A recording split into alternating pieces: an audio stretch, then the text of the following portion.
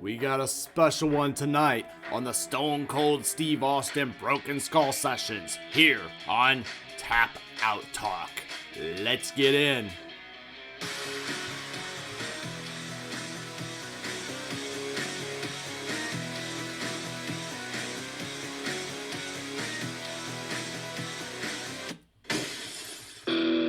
Welcome everybody, this is the Stone Cold Steve Austin Broken Skull Sessions, and we're undertaking a big task tonight. It's episode 10. One more round, one more time. Cheers to the Undertaker.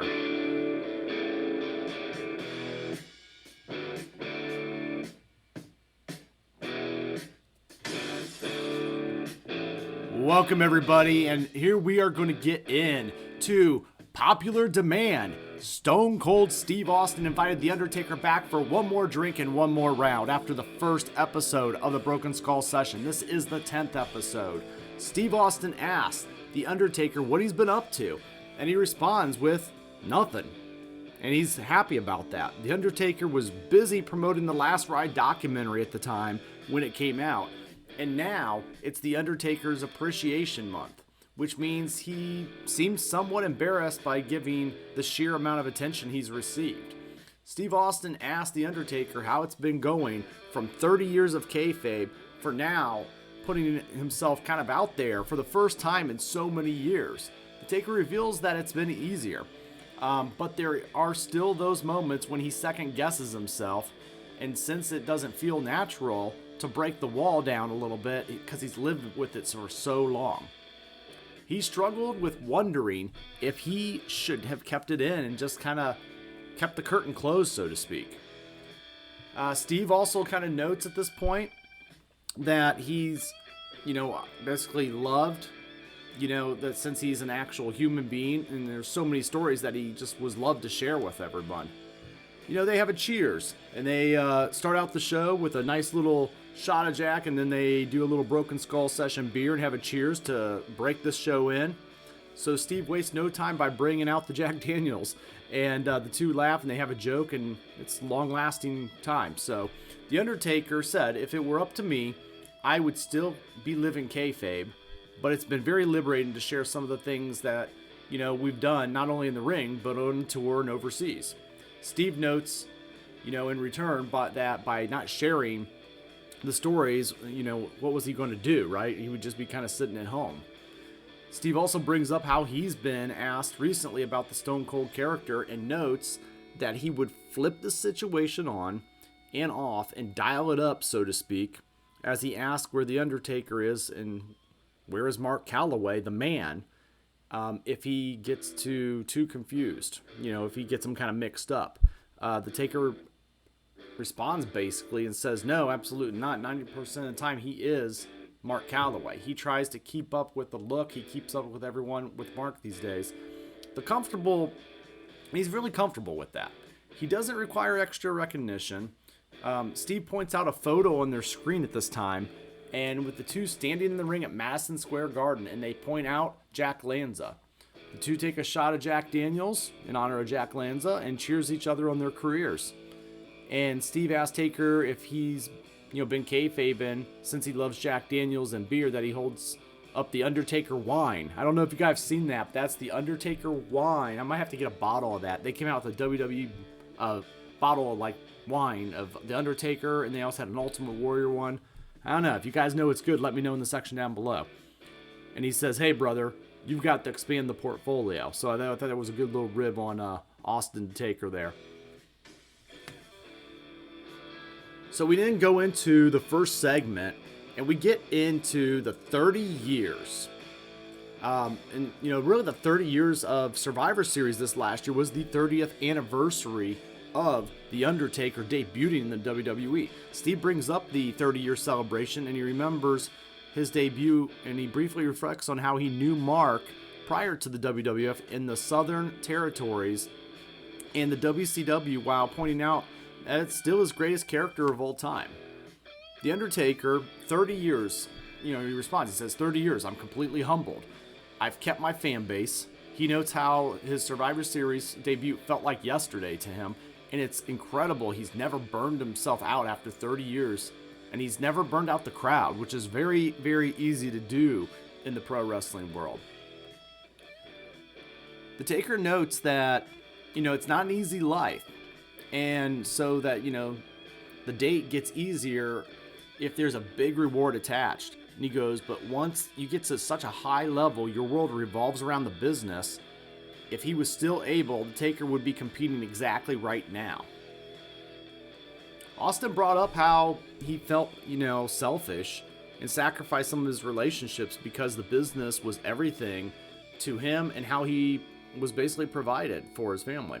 Undertaker admitted that it's really difficult to maintain relationships when you achieve a level of success that they have. And while they are in regrets in his personal life, he asks, for forgiveness for the things that he's done. Undertaker then goes on to say, you have to be totally committed to it.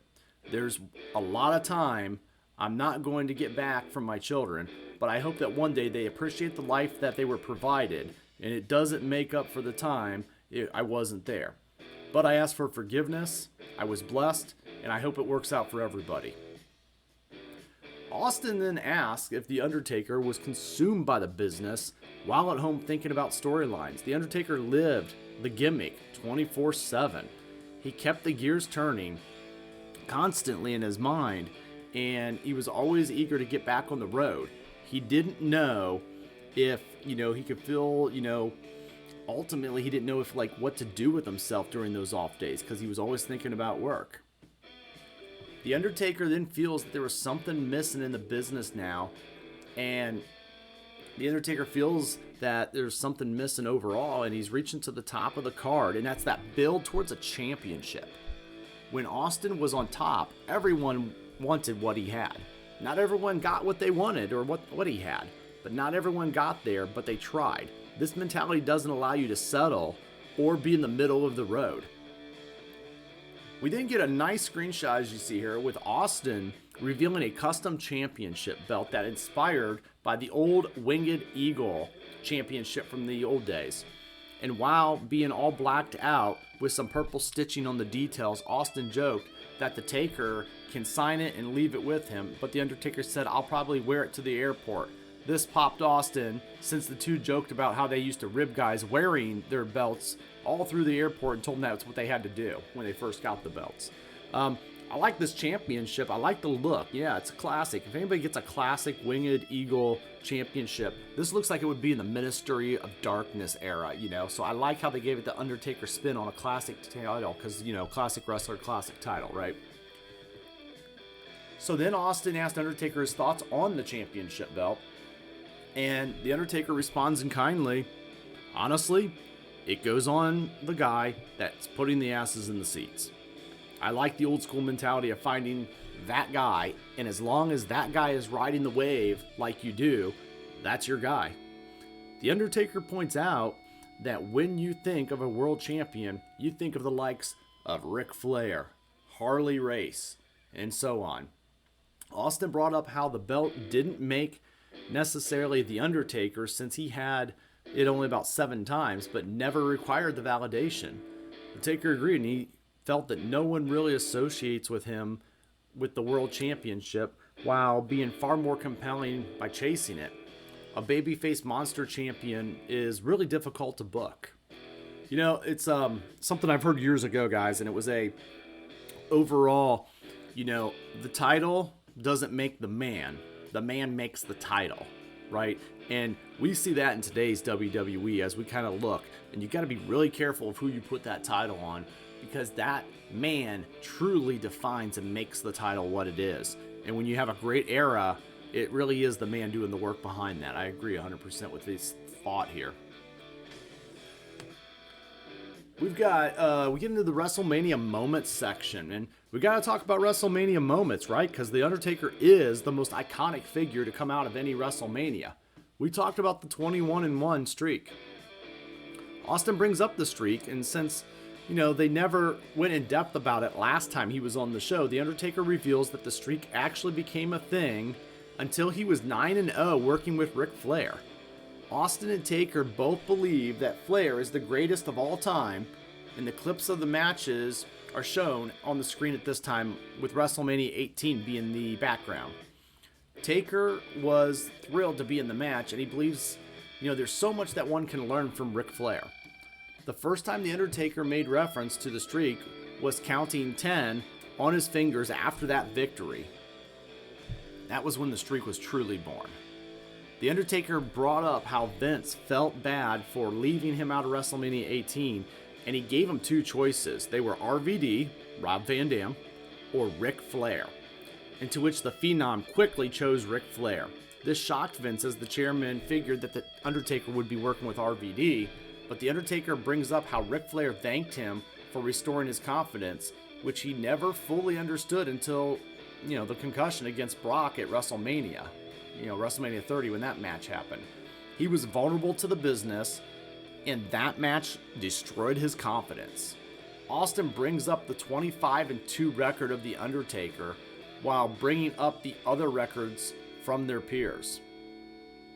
You've got the 25-2 record, okay? So The Undertaker, 25 wins and 2 losses in the history of WrestleMania. Those 2 losses were none other than Roman Reigns and Brock Lesnar, who actually would be having a showdown at a future WrestleMania, title for title, and let's be real, streak for streak. Other guys that had notable records at WrestleMania, just to put it in perspective, we got Triple H with a 10-win, 13-loss record. We got Shawn Michaels with 6 wins, 11 losses. That is so hard to believe. We've got John Cena with a 10-5 record, Hulk Hogan with an 8-3-1 record, and then Austin is 5-2. Austin ultimately joked about his record and how he deserves a shot at it. So these WrestleMania moments were interesting, right? Because I remember the Undertaker Ric Flair matchup at Mania, and that was a good match. You got these 2 iconic legends going at it, and they knew how to put on a good show. You put 2 legends in the ring, they know how to tell a story from that era. So it was definitely a no disqualification match at WrestleMania X8 or 18. That evolution of WrestleMania was so huge, right? It started the evolution of The Undertaker from 1991 all the way to 2020 and beyond. And if we look, just the way he kept the same character but slightly tweaked it and was able to create that 25-2 record and competing at a high level for all those years. Next, we get into the streak. We'll dive a little bit more into that. Austin turns back to WrestleMania 30, and he notes that he had the audacity to ask the Taker to do a podcast before the biggest match of his life. He then asked The Undertaker both professionally how it felt that the streak could conclude and how it impacted him. The Undertaker simply replies, and he says, "I always looked at it like I wanted to save it for somebody who needed it." He goes, "If we were going to break it, it had to be for the right person. I personally didn't think Brock needed it." To be honest with you guys, I agree with him. I didn't think Brock needed it. But he goes on to say, "Brock was made and had beaten me, so I don't think it would have elevated Brock much more. So that was my only question. And when I got into the building that day, at that point, I was still going over some of the stuff, and the finish changed during the course of the day. He knew the second Vince walked into the Undertaker's dressing room that he knew that the streak was going to be broken. Undertaker feels it would have meant more for Roman and helped make him, since Brock was already a made man overall. He loves Brock to death, but just didn't think that Brock was the right guy." I gotta agree with you guys. I didn't think Brock was the right guy either. Brock Lesnar, he was already made. He's already done so much. Now, don't get me wrong. WWE made the best of the situation, and it helped push him beyond the arc, right? I really personally felt that it should have been Daniel Bryan that would have broken the streak, or CM Punk or somebody along those lines. But we don't know what happened backstage. So Austin then, brought up being in the production truck, and it occurred in reassembling the one gentleman in the front row with the wide eyes. He was the fan of the streak. Everybody knows this shot, right? He was shocked when The Undertaker lost this streak. And I mean, he's forever in a meme in the WWE universe. I felt like this guy. I could not help but wonder when that streak got broken. I thought the referee messed up. The referee's job is to count, but I really thought, I was like, did they just mess up the change of the match? And I said, uh-oh, somebody's going to be in trouble. I really thought it was a total. Apparently only Brock, Taker, and Vince knew, nobody else. So Taker feels that 2 years later, Roman could have been the right guy at the right time. And that's why later on he did have that match with Roman, so that it was Brock and Roman that got the honor of beating The Undertaker at WrestleMania. Well, next we go up to a little bit of bad blood. Austin brings up the Hell in a Cell match in 1997 at the In Your House Bad Blood pay-per-view, and he wanted to know the origin story of the structure. The Taker brought up how the continually interference of DX was one portion, but the main reason was for Kane.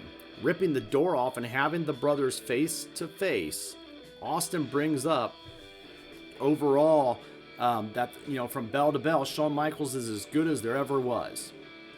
He goes, Shawn Michaels, and Undertaker quotes, could have a great match with a broomstick. The two put over how Shawn could sell and get all his stuff in somehow in a match. Undertaker went on to note some of his overall best matches against the likes of Eddie Guerrero and some smaller guys like Shawn and Kurt Angle. After putting over the match and the athleticism of Shawn, they put over the size of Kane and how great of a character he was. The little nuance of the look and the concern of The Undertaker when to face with Kane was pointed out. Undertaker brought up exactly how Kane was previously worked as Unabomber in Smoky Mountain Wrestling. They actually faced each other, and the Taker immediately knew he could make money with him, and it was too good not to be in a New York audience. So after he puts over Kane a little bit, Austin then turns a little bit over to none other than Bad Blood leading into WrestleMania, where it was the Phenom The Undertaker versus his younger brother Kane. I always like to say, not little brother, because he is the younger brother, because he's definitely not little. After they kind of talked about this for a while, Steve was actually challenging Shawn on the same night. That was WrestleMania 14, who wasn't in a good place. Taker agrees and laughs and starts to pour more Jack Daniels shots for the two. Steve brings up a word of the street that Shawn might not want to do business and drop the title to him that night. At that point in the career, Shawn was a very difficult man to work with. The two then take a shot of Jack and they cheers the story. Undertaker explains that Shawn was not in a good place mentally or physically, and no one knew if he would do the business. The Undertaker worked with Kane and that evening, but Shawn potentially not dropping the belt was weighing heavily on the mind. The transfer of the title to Austin was incredible, important moving forward. Taker sat in the gorilla position and watched the entire match. He taped his hands up and he noted that some way or another the belt was going to get switched. The Undertaker noted that there wasn't so much riding on Austin winning the championship that he would have happily thrown him back in the ring if he decided not to do it. While the Undertaker loves and appreciates Shawn now, and the two, or close, he didn't care for him back then. Shawn asked The Undertaker about the rumors many years later when he became best friends, and the Taker blew it off and he lied through his teeth about not being serious about it, but he actually was. The Undertaker then brought up a story about returning from neck surgery and not supposed to be taking bumps. He proceeded anyway in a mixed tag match, and the Taker was the one that asked him, "What the hell are you doing?" Steve explained, that it was obvious the Taker cared for his well-being. Going back to the rumored WrestleMania 14 story, Austin felt it was cool that the Taker had his back from day one since they were in the trenches together, brothers in arms. It was all about business, and the Undertaker knew that it basically had to happen since it was Austin's time, and they were in heavy competition with WCW, and the war was at the door.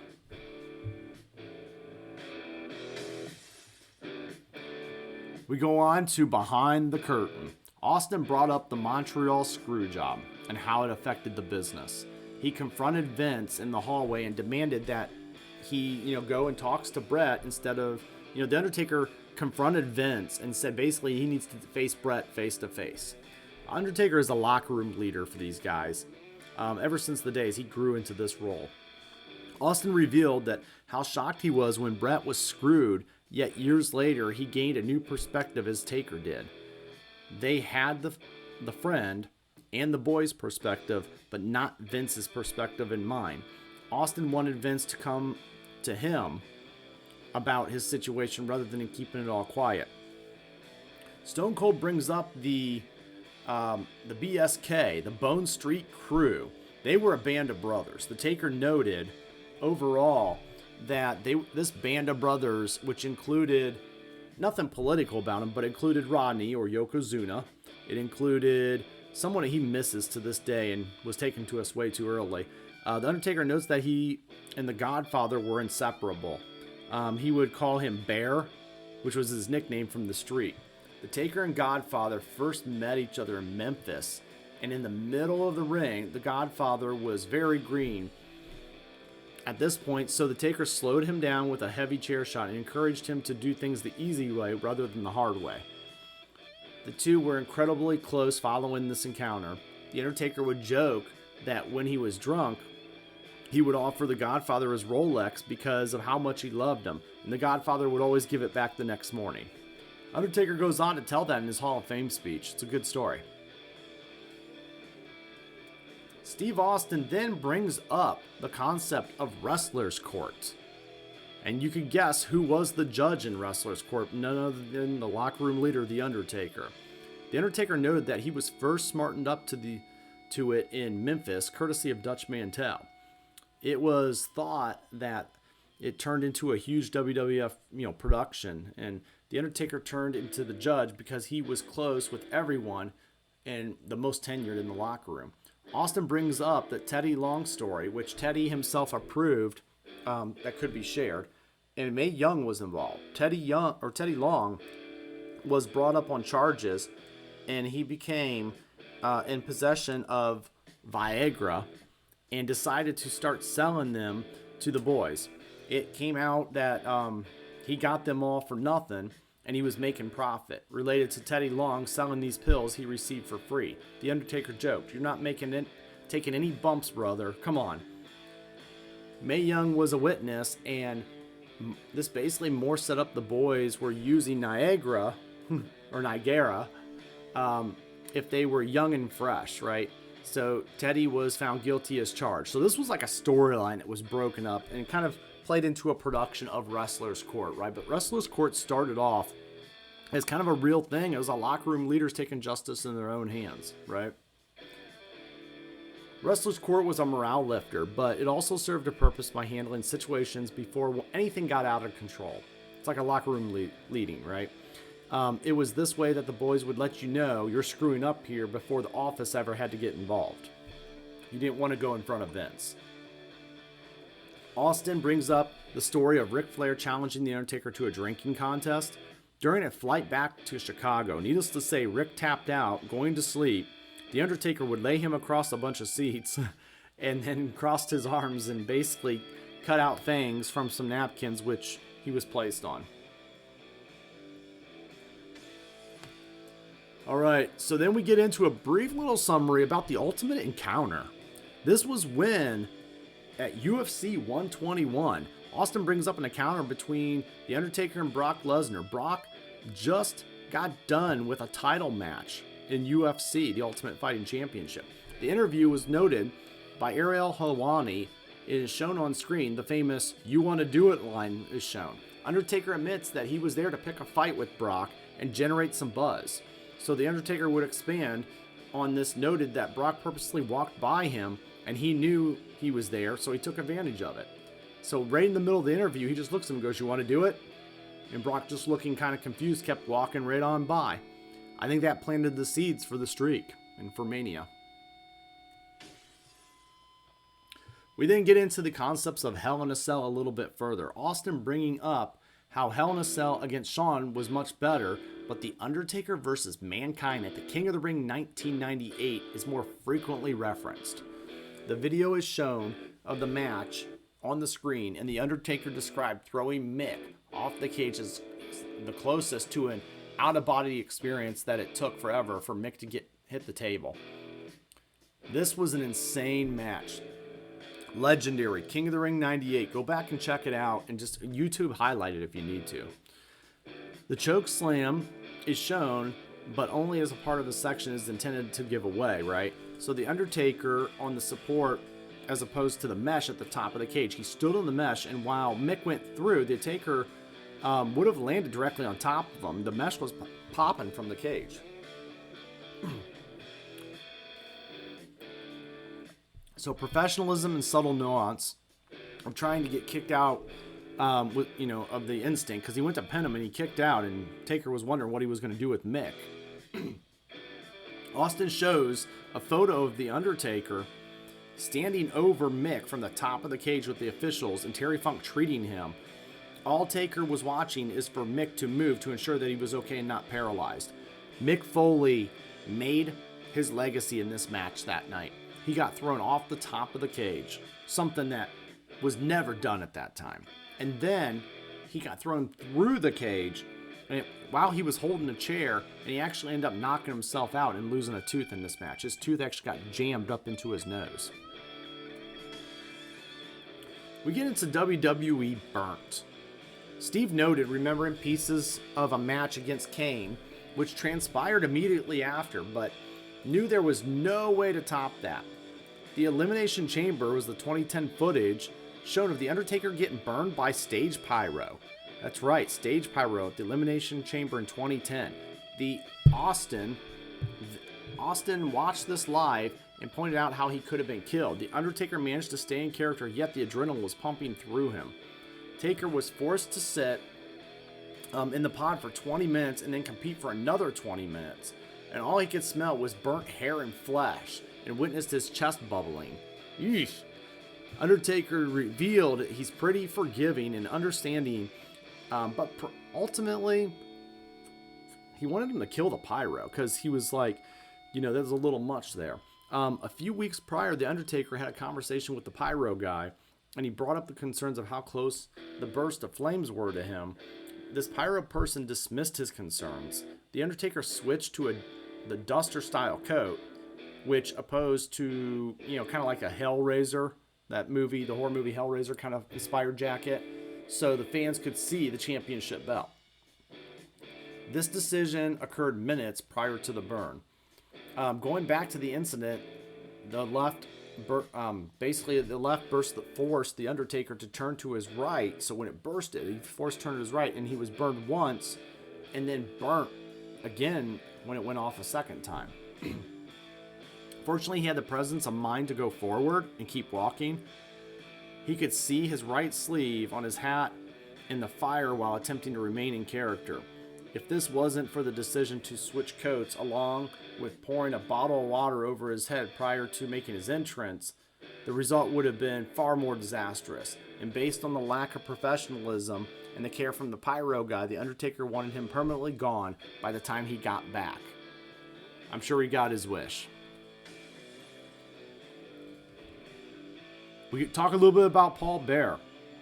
Austin brings up Paul Bearer. Mark's debut as Texas Red against Bruiser Brody in WCCW as Paul, known as then Percy Pringle, come down to manage him. The Undertaker noted that the two of his proudest moments include taking an ass-kicking from Brody and Harley Race, asking him to be his tag team partner in the Japan tournament.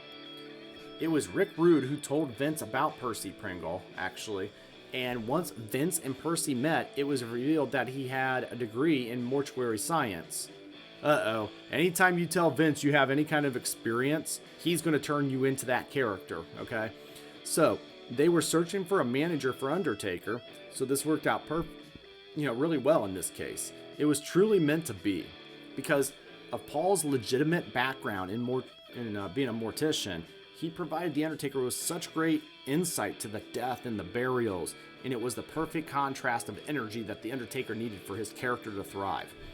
Austin and Taker put over Paul's love for the business and a sense of comedy with simply of just being one of the boys. Paul Bearer, one of the great managers of all time, and even though he would manage Mick Foley, and he also did manage a little bit of, back and forth with Kane, he's remembered for The Undertaker. That's his biggest thing. All right, we now get into The Last Ride. The Last Ride documentary on the WWE Network. It's also on Peacock. You guys, if you haven't seen it, it's a large, it's almost like the Michael Jordan documentary they came out with years ago, The Last Dance. But this is The Last Ride, The Undertaker. It's a phenomenal behind-the-curtain look at The Undertaker's lifestyle. Highly recommend. The Last Ride is brought up, and The Undertaker asks if the process was a relief. Steve loved it, and he felt that it provided fans with valuable insight. The Undertaker was extremely proud of the documentary, and it started with him wanting footage, really. He originally believed the match against Roman was going to be great. The purpose was to be a chronicled interaction with talent and document his mind. He goes, there was a documentary stretch out there for 3 years that he wanted to try to get this footage going. Austin asked him if the camera crew shadowing him was intrusive, to his lifestyle. The Undertaker had to work through it. There were moments where the camera was over his shoulder and he immediately forgot they were there. In his mindset, he was protect, and suddenly he had to let his guard down. So once he got comfortable with presenting himself to the audience, it was much smoother. He also didn't want people to feel sorry for him and other wrestlers because he loves the business and he has no regrets about anything he did. He basically then wanted, the audience to understand why he loves the business so much. This was his lifestyle. This wasn't just a job. It was his career, his lifestyle. It's something he truly enjoyed and he'll take with him for the rest of his life. We're going to go into his next and final match that The Undertaker had. And I think that was a great match. A phenomenal match, if you will. And that's a pun intended. That was with AJ Styles, the phenomenal one. And it was the Boneyard match. Austin asked if the Boneyard match was writing the ideal ending of his story. The Undertaker noted that AJ is the best wrestler on the roster today and the closest wrestler to Shawn Michaels. He was training hard for the match and well ahead of the pace, but it was geared towards a match in the ring. Due to COVID, the plans changed and the storyline changed, and The Undertaker loved that the match transpired outside of a warehouse. After AJ personally attacked him, the match made far more sense to take place outside of a ring. He brought up the Holy Trinity reference, which stood for The Undertaker, the American Badass, and Mark Calloway. The Holy Trinity. Those three things, Taker, American Badass, Mark Calloway, is the Holy Trinity of his characters in wrestling. Steve brings up the death of The Undertaker's brother immediately prior to the match. So not only to be bearing that burden, The Undertaker, his body felt, physical from the toll of that match for weeks. The filming of the match took place for hours, and while they didn't take a lot of crazy bumps, they took place on the ground. The Undertaker revealed that physically it was difficult, but emotionally it was well due, mostly to the loss of his actual brother. He soldiered on, but revealed that, having to call his mom and inform her that one of her kids has passed away, sadly he was forced to wait because of the responsibility for the match and the restrictions due to COVID. Austin fell in love with the Boneyard match, and he suggested that the match came together after initial conversations with the Broken Skull Sessions, with AJ reaching out about the match and wanting to have a match with The Undertaker. The Undertaker agreed, and he noted that's exactly where it came from. And he said, the one guy who is the guy Undertaker wanted to work with again. And again, the original match was intended to be in the ring, but he adapted it because of COVID. The Undertaker still wonders what it would have been in a traditional sense if it was a wrestling match. He ponders that. But Austin references The Undertaker, noting that the cowboy has ridden off into the sunset. The Undertaker's okay with it, and only because he can't physically do it at that level anymore, and that he wants to, that he really wants to perform at. So this was a great way to do it and send off. If it were up to him, he would do this forever. He came to a place in his life where he can't go out and just half-ass it anymore. He has to have some respect for himself to make an entrance, hit a choke slam, and a tombstone. It's disrespectful to all the other performers too. So the Boneyard match, definitely, this was his final point here, and he says he has to have the passion to do it, but he doesn't have the tools to do it. The Undertaker was asked about it, and he had to say goodbye at the Survivor Series, which felt really difficult. Guys, we're going to get into the final thoughts. So that Boneyard match was intense. I loved it. And in the days of the pandemic, it was like the match that WrestleMania needed. We needed something like that. And it was a great way to send The Undertaker off strong in a cinematic performance to idolize his career. All right, it was iconic. Well, guys, on the final thoughts here on the channel, on this episode, Steve asked, what's your legacy and are you satisfied?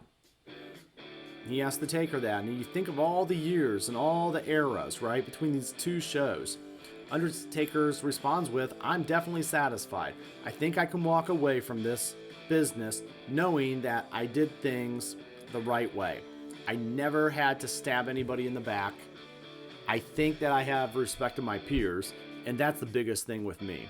Having the respect of my peers and knowing whatever the situation it was and wherever it was always best for business. He hopes the fans understand how much it meant to them to be The Undertaker for those fans.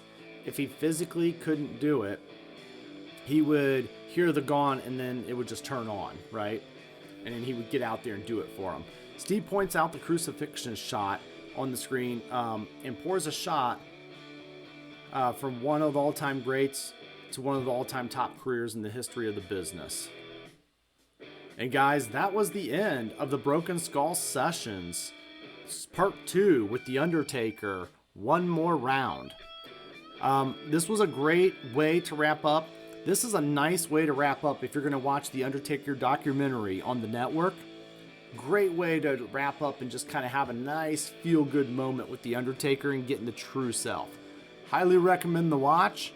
But you know what? We got the highlights here because this is the podcast of the podcast. If you didn't want to just watch the podcast or you want a little more, go check it out and get the full score on the network. All right? Appreciate you guys being with me. And like we say, like, share, and subscribe. Love you all, and have a good night.